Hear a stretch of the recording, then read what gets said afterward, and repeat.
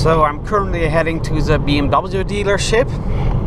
The 116d now has driven almost 129,000 kilometers, and that means it's time for an oil change.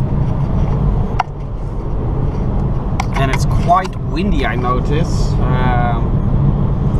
Vehicle information, what am I looking? Vehicle status, service requirements.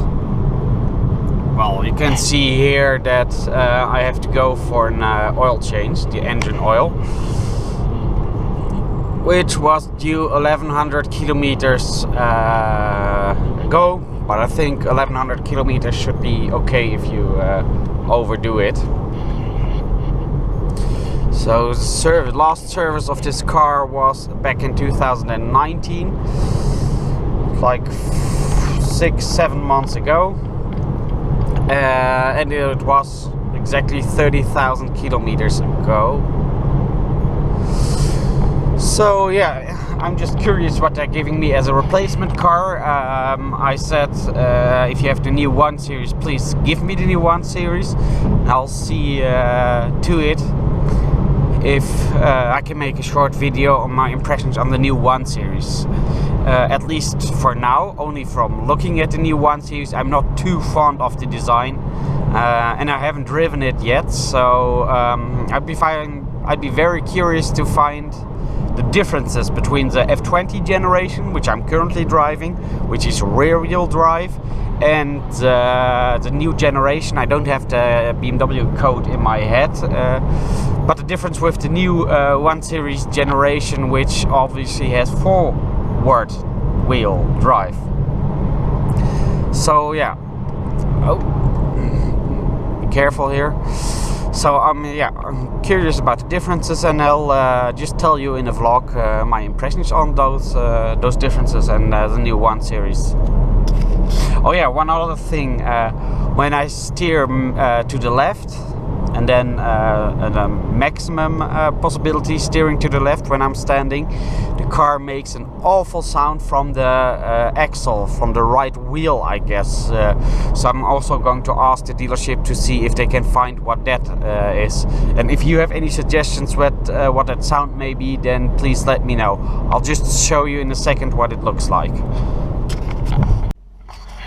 I'll now just show you the loud noise the car makes when I'm turning in maximum, and I'm quite interested in if you have any suggestions what it may be.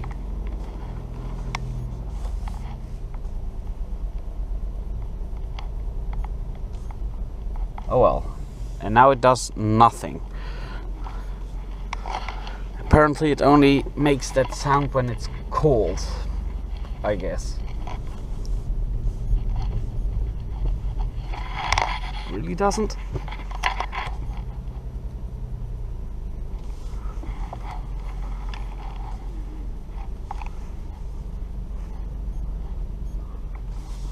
Nope. Well, it turned out they didn't have a BMW 1 Series available as a loaner, so I'm driving what I consider to be one of the most unsexy cars of BMW, a BMW 2 Series Active Tourer. I guess it's a 218i, but I'm not sure. Well, my first impression of the car is when it's a 3-cylinder engine, it's indeed very well isolated, because I don't hear it at all. What I like is the function here that you can show the oil temperature or the engine temperature of your car. That's something I miss on my BMW 1 Series F20 a lot. Don't know if the new 3 Series, or the new 1 Series all have this option. Jesus, it's really windy, as you can see by the position of my steering wheel. Yeah, and I have to say, although I didn't really view this car as being a BMW, it feels okay, but the high position I'm driving in I have to get used to. And I guess it would never be like really my type of car, this MPV, can you call it an MPV? but nonetheless it's interesting to have a day in this this type of vehicle, to view its traits and to view what isn't that great about this vehicle. So I guess I'll make a short walk around on this car, and then you can also view it for your pleasure, video apart from this blog. Well, that's it for the 2 Series. I'm just going to pick up my 1 Series in a few minutes.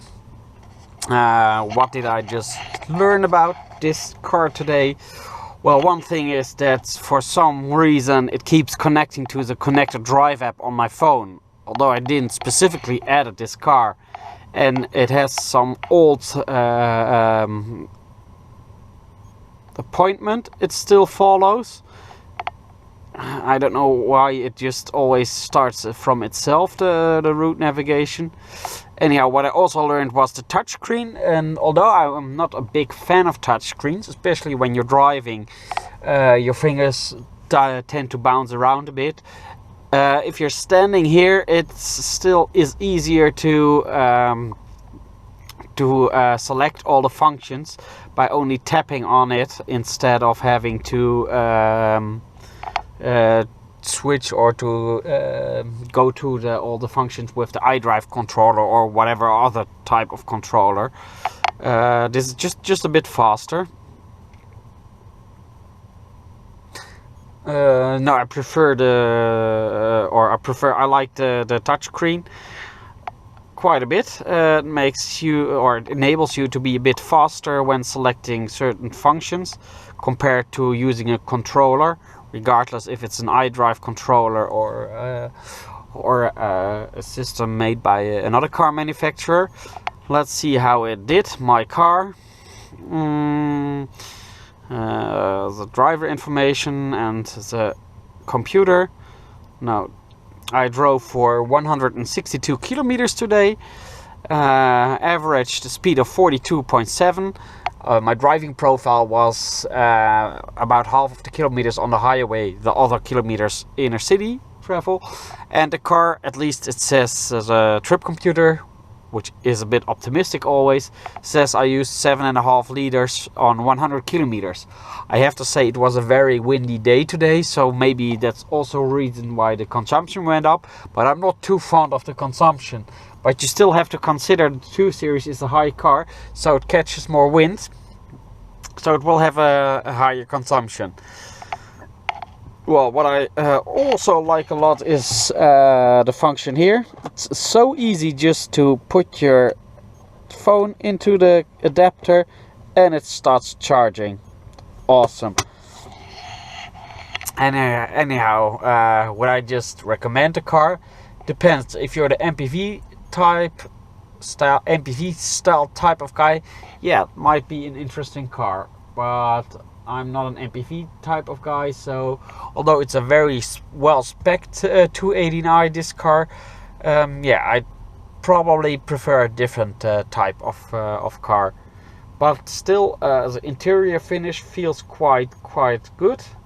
I didn't expect it. Well, one thing is the heads-up display, which isn't that nice. It's quite simple. BMW has nicer head-up displays, which project into the windscreen. But anyhow, well, considering for driving the car today, it was fine. Excellent gearbox, automatic gearbox, and it was, I have to say, fun to experience this car once. Although, coming to a conclusion, it's not my type of car, and I'm really looking forward to having my 1 Series back. Although, another point I would like to make is that the engine is superbly gedämpft, Dutch would say. It's superbly, there's a lot of noise cancellation. That's the English way of saying it. You don't hear the engine on the inside of the car. It's only on the outside when you hear this 3-cylinder sound just rattling along. Although it's no comparison to the 3-cylinder diesel engine in my 116d, which does make a bit more of noise. Well, look at the flags, you can see, yeah, it was quite windy today. So that will have done its part in the consumption of the 289. So yeah, it's time to pick up the 1 Series. I'm going to the dealership now and let's see what they have to say. So okay guys, I've gotten my 116D back from the service yesterday already. It's now the day after. So what they did to the car, I brought it there for an oil change. They performed the oil change at the BMW dealership, but what they also did was they changed some interior filters, if it's the correct translation. And they also noted that my tires were completely worn. I already suspected that they'd be quite stiffly down to their limits, but they were even below the limits. So they called up the leasing company of this car and asked for permission to change the tires. So they've they mounted 4 new tires on my car. What they also did was they updated the sat-nav to a new standard, or to the newest standard. I don't have any idea what the differences are. I haven't noticed any differences yet. So those were the works they performed, and I've got my car back. What made me happy was that they also cleaned the car. It wasn't really that clean because of the rain for the past few weeks, and me not washing it in the past few weeks. It was quite dirty, and they also did a very thorough interior cleaning. So yeah, I was quite pleased with that. So let's see what the next things are for this vehicle. Service Bedarf, they say in German. Service history. You can see the last service was yesterday, and the service before that was about 30,000 kilometers ago in July. So what are the next things they expect me to do? In June, which is already in 3 months, I have to change the brake fluids. And in June, no, that's not true. The engine oil is in 2022 or 30,000 kilometers. But what it doesn't show is the Fahrzeugcheck, which is the MOT in English, the TÜV in German. So this check should be in June of this year. So I'll be back at the dealership in a few weeks. Well, that's it for now for the service of my 116D. So now I can happily drive along.